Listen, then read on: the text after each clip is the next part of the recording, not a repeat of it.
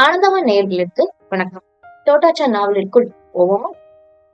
கடல் உணவும் நாட்டு உணவும். இப்போது கடலிலிருந்து கொஞ்சம், மலைகளிலிருந்து கொஞ்சம் என்பதற்கான நேரம் வந்துவிட்டது. இந்த மதிய உணவு நேரத்தை தான் தோட்டாச்சான் மிகவும் ஆர்வத்துடன் எதிர்பார்த்து காத்திருந்தார். தலைமை ஆசிரியர் சமவிகித உணவு என்பதை விளக்குவதற்காகவே அந்த சொற்றொடரை பயன்படுத்தினார். அந்த மாதிரி உணவைத்தான் மதிய உணவுக்காக எடுத்து வர வேண்டும் என அவர் விரும்பினார். வழக்கமாக சொல்லும், உங்கள் குழந்தைகளுக்கு எல்லாவற்றையும் உண்ண பயிற்சி அளியுங்கள், தயவு செய்து அவர்கள் போஷாக்கு நிறைந்த சம விகித உணவு கொண்டு வருகிறார்களா என பாருங்கள் என்ற சொற்களுக்கு பதிலாக தலைமை ஆசிரியர், உங்கள் குழந்தைகளின் உணவு பெட்டிகளில் கடலில் இருந்து கொஞ்சம், மலைகளில் இருந்து கொஞ்சம், மற்ற உணவுகளுடன் சேர்த்து வைக்கப்பட்டுள்ளதா என்று கேட்பார். கடலில் இருந்து கொஞ்சம் என்றால் கடல் உணவு, அதாவது மீன், டிஷு குடானி, சிறிய கிரேஸ்டேனியனும் அவை போன்றவையும், சோய் குழம்பு, இனிப்பு வகைகளுடன் சேர்த்து கொதிக்க வைத்தது போன்றவை. மலைகளில் இருந்து கொஞ்சம் என்றால் நாட்டு உணவு, அதாவது காய்கறிகள், மாடு, பன்றி, கோழி இறைச்சிகள் போன்றவை. அம்மாவுக்கு இப்படி சொல்வது மிகவும் ஈர்ப்பாய் இருந்தது. ஒரு சில தலைமை ஆசிரியர்களே இவ்வளவு முக்கியமான விஷயத்தை இவ்வளவு எளிமையாக சொல்வதற்கு திறமை வாய்ந்தவர்கள் என அம்மா நினைத்தாள். இதில் வினோதம் என்னவென்றால், இப்படி இரண்டு பிரிவுக்குள் இருந்து தேர்வு செய்து மதிய உணவு தயாரிப்பதும் எளிதாக இருந்தது. மேலும் தலைமை ஆசிரியர் ஒருவர் இப்படி தயாரிப்பது கஷ்டம் என்றோ, செலவு அதிக பிடிக்கும் என்றோ நினைக்க வேண்டாம் என்று குறிப்பிட்டிருந்தார். நாட்டு உணவு கின்பெரோ கொபோபோ, அதாவது வாசனை ஏற்றப்பட்ட பட்டர்க் அல்லது ஆம்லெட் போன்ற இருந்தாலே போதும். கடல் உணவாக காய வைத்த பெனிட்டோ துண்டுகள் இருந்தாலே போதும். இல்லை, இன்னும் எளிமையாக கடலுக்கு நோரியும், ஒரு வகை கடற்பாசி, மலைகளுக்கு காடியிட்டு பாதுகாக்கப்பட்ட பிளம்மும் போதுமானது.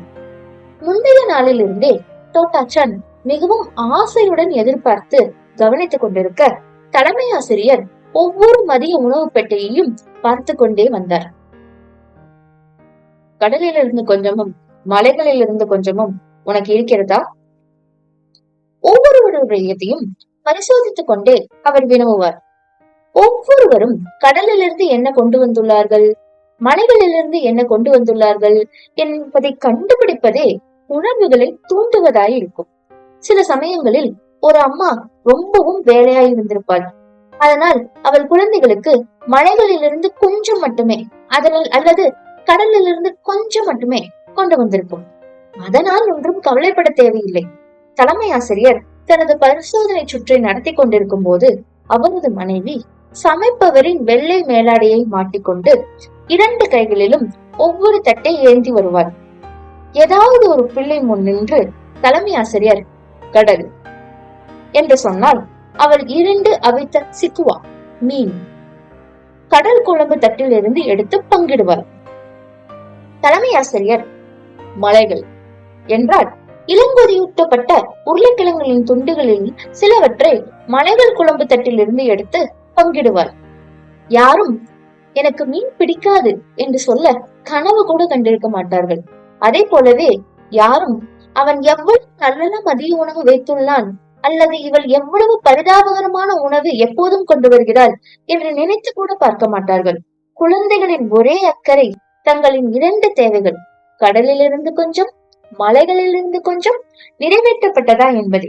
அது நிறைவேற்றப்பட்டால் அவர்களது சந்தோஷம் முழுமையடைந்து அவர்கள் அனைவரும் நல்ல உணர்வோடு இருப்பார்கள். கடலில் இருந்து கொஞ்சம், மலைகளிலிருந்து கொஞ்சம் என்றால் என்ன என்று புரிந்து கொள்ள தொடங்கும் போதுதான் தோட்டாச்சானுக்கு தனது அம்மா மிகவும் அவசரமாய் காலையில் தயாரித்த மதிய உணவு அங்கீகரிக்கப்படுமா என்ற சந்தேகமே வந்தது. ஆனால் மதிய உணவு பெட்டியை திறந்ததும் உள்ளே அற்புதமான மதிய உணவு இருப்பதை அவள் உணர்ந்தாள். சந்தோஷத்தில் அவளால் செய்ய முடிந்தது என்னவோ, சூப்பர் அம்மா சூப்பர் என்று கூவி எழுந்ததை கட்டுப்படுத்த முடிந்தது மட்டும்தான். தோட்டாச்சானின் மதிய உணவு பாலில் தோய்த்து வெண்ணெயில் கொதியூட்டப்பட்ட வெளிர் மஞ்சள் முட்டைகள், பச்சை பட்டாணி, பழுப்பு டென்பு, வெளிர் சிவப்பு மீன், முட்டை பொரியல் தொண்டுகள் ஆகியவை.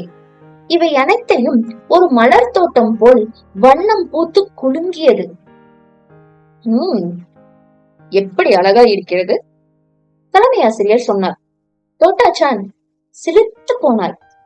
அம்மா நல்லா சமைப்பாங்க என்றார். அப்படியா என்று கேட்டார் தலைமை ஆசிரியர். பிறகு டென்புவை சுட்டிக்காட்டி, சரி, இது என்ன? இது கடலில் இருந்து வந்ததா இல்லை மலைகளிலிருந்து வந்ததா என்று வினவினார். தோட்டாச்சானும் அதை பார்த்து எது சரி புரியாமல் குழம்பிக் கொண்டிருந்தார். இது பூமியின் நிறத்தை கொண்டிருந்தது. அதனால் இது மலைகளில் இருந்து வந்ததா இருக்கலாம். ஆனாலும் அவளால் உறுதியாக சொல்ல முடியவில்லை. எனக்கு தெரியாது என்று அவர் சொன்னார். தலைமை ஆசிரியர் அடுத்து முழு பள்ளியையும் நோக்கி பேசினார். டென்பு எங்கிருந்து வருகிறது? கடலில் இருந்தா இல்லை மலைகளில் இருந்தா? சிறிது நேர அமைதிக்கு பிறகு சிலர் மலைகளில் இருந்து என்றும் சிலர் கடலில் இருந்து என்றும் திட்டினார்கள். ஆனாலும் யாருக்கும் உறுதியாக தெரியவில்லை. சரி சரி, நானே சொல்கிறேன், தலைமை ஆசிரியர் சொன்னார். டென்பு கடலில் இருந்து வந்தது. எப்படி? ஒரு குண்டான பையன் வினவினான். மேஜையின் வட்டத்திற்கு நடுவே நின்று கொண்டு தலைமை ஆசிரியர் விளக்கினார். சமைத்த மீனின் சதையை அதன் முள்ளில் இருந்து சுருண்டி எடுத்து அதை பொரித்து சிறிய துண்டுகளாய் இடித்து பின்னர் காய வைத்து வாசனை ஏற்றி தென்பு தயாரிக்கப்படுகிறது. நன்றாக மனதில் பதிந்ததால் ஓஹோ என்றார்கள் குழந்தைகள். பிறகு ஒருவன், நாங்கள் எல்லோரும் தோட்டாச்சானின் டென்புவை பார்க்க முடியுமா என்று கேட்டார். நிச்சயமாக என்றார் தலைமை ஆசிரியர். மொத்த பள்ளியே தோட்டாச்சானின் டென்புவை பார்ப்பதற்கு அணிவகுத்து நின்றது. சில குழந்தைகள் டென்பு என்றால் என்ன என முன்னமே கண்டிப்பாய் தெரிந்திருக்கும். இருந்தாலும் அவர்களும் தோட்டாச்சானின் டென்பு தங்கள் வீட்டிலிருந்து செய்வதிலிருந்து ஏதாவது வகையில் வேறுபட்டிருக்கிறதா என்பதை அறியும் ஆர்வத்தினால் தூண்டப்பட்டதினால் முதலாய் இதை காண விரும்புவர்களைப் போலவே ஆர்வமாய் இருந்தனர். ஆகையால் பல குழந்தைகள் தோட்டாச்சானின் டென்புவை முகர்ந்து பார்த்தனர். அச்சான் தனது சில துண்டுகளும் இவர்களால் பறந்து போய்விடலாமே என்று பயந்து போயிருந்தார். தோட்டாச்சான் முதல் நாள் மதிய உணவின் போது சிறிது நடுக்கத்துடன் இருந்தாலும் எல்லாம் வேடிக்கையாகிவிட்டது. எது கடல் உணவு, எது நாட்டு உணவு என வியப்புறுவதே வசீகரமானது. அவள் டென்பு மீனிலிருந்து தயாரிக்கப்படுகிறது என்பதை தெரிந்து கொண்டார். அம்மா கடலில் இருந்து கொஞ்சம் மலைகளில் இருந்து கொஞ்சம் என்று ஞாபகமாக சமைத்து சேர்த்திருக்கிறாள். அதனால் எல்லாவற்றிலும் எல்லாமும் சரியாகத்தான் இருந்திருக்கிறது என தோட்டாச்சான் திருப்திகரமாய் நினைத்துக் கொண்டார். அவள் உண்ண ஆரம்பிக்கும் போது தோட்டாச்சானை சந்தோஷமாகிய அடுத்த விஷயம் என்னவென்றால், அம்மா தயாரித்த மதிய உணவு மிகவும் சுவையாய் இருந்திருந்தார். இந்த பாட்டை பாடி முடிக்காமல் எந்த குழந்தையும் இடாதா கிமாசு சொல்லாது. அந்த பாடலின் வார்த்தைகள் துடுப்பிடு துடுப்பிடு உனது படகை துடுப்பிடு என்ற பாடலின் மெட்டுக்கு மிகவும் இயைந்து இருந்ததால் எவ்வளவு இடங்கள் கழித்தாலும் நிறைய மாணவ மாணவிகள் உணவிற்கு முன்னர் இந்த பாடம் பாடப்பட வேண்டும் என உறுதியாக நம்பினார்கள்.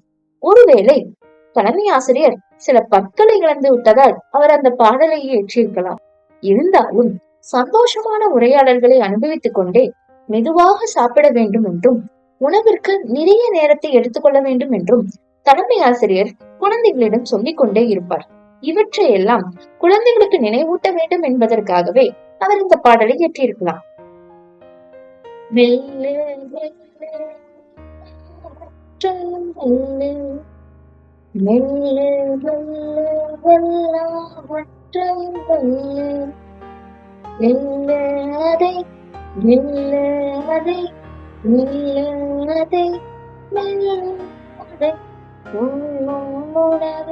எல்லாவற்றையும் நெல்லு உனது சாதம் நீ இறைச்சி எல்லாவற்றையும் நெல்லு மெல்ல மெல்ல அதைதன்றாக வெல்லு.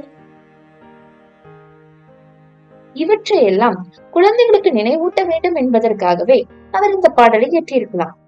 எல்லோரும் தங்களது உச்ச குரலில் அந்த பாடலை பாடி முடித்த பின்பு இடாதா கிமாசு சொல்லிவிட்டு கடலிலிருந்து கொஞ்சம் மலைகளிலிருந்து கொஞ்சம் சாப்பிடுவதற்காக உட்கார்ந்து விட்டார்கள். கொஞ்ச நேரத்திற்கு அசம்பிளி ஹால் அமைதியாக இருந்தது. பள்ளி நடைகள்.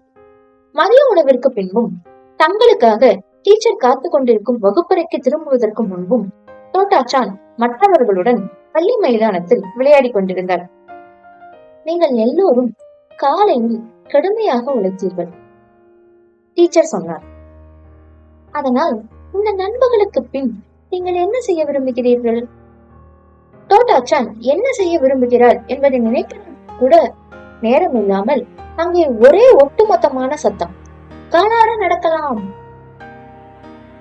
சரி போகலாம் என டீச்சர் சொன்னதும் குழந்தைகள் எல்லோரும் முண்டி எடுத்துக்கொண்டு ஓடி கதவை மோதி திறந்தனர்.